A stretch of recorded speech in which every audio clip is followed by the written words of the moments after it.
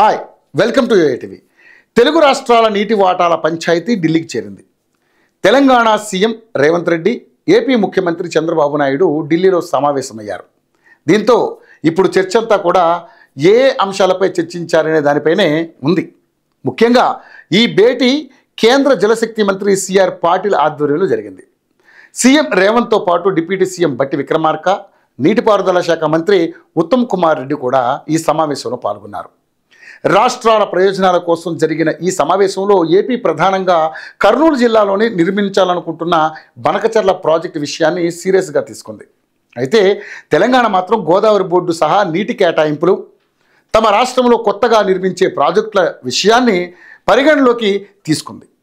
బనకచర్ల అంశంపై చర్చించేది లేదని చెప్పేసింది. అయితే చంద్రబాబు పట్టుబట్టడంతో బనకచర్ల ప్రాజెక్టుపై చర్చించక తప్పలేదు.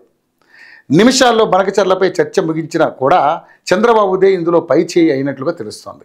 కానీ తెలంగాణ సీఎం రేవంత్ కూడా తన అభ్యంతరాలను మొహమాటం లేకుండా తెలిపినట్లుగా సమాచారం.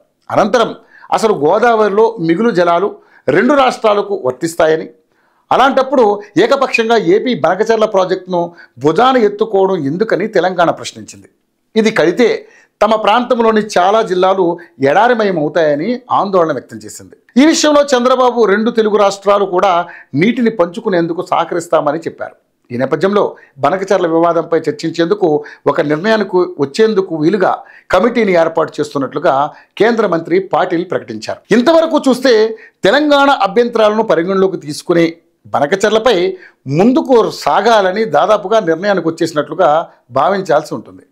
బనకచర్ల తర్వాత రెండు తెలుగు రాష్ట్రాలకు సంబంధించిన ఉమ్మడి ప్రాజెక్టులు సహా గోదావరి పరివాహక ప్రాంతాల్లోని ప్రాజెక్టులపై టెలిమెట్రీ విధానాన్ని అమలు చేయాలని నిర్ణయించారు. తద్వారా ఎవరు ఎంత నీటిని వాడుతున్నారన్న లెక్కలు ఖచ్చితంగా తేలనున్నాయి.